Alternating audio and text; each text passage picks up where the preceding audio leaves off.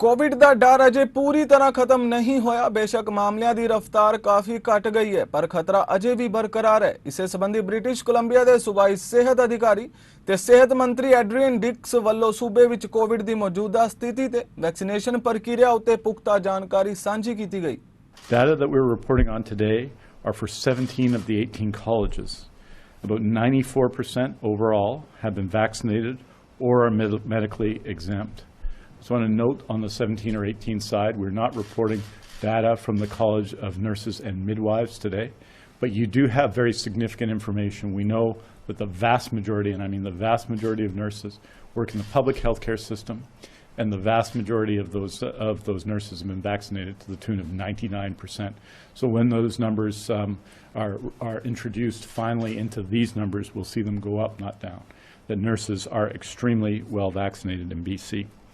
For those of you keeping track of these things, the highest level of vaccination is the College of Dietitians, followed by the College of Physicians and Surgeons in BC at 98%. It's expected, as I say, the data for all things, including nurses, will be available in the coming weeks. And just remind everyone that nurses represent about 46% of all those in health professional colleges. So the rest of them are about 67,000. The nurses are about 63,000. That's why it's taking just a little bit longer. I want to say two things just finally, and then I'm going to hand it over to Dr. Henry. The first is that about just under 80,000, 78,362 people in BC have received their fourth dose of COVID-19 vaccine, that the priority in the month of April was long-term care and those who are clinically vulnerable, who had received, in effect, their first or their third vaccinations soonest.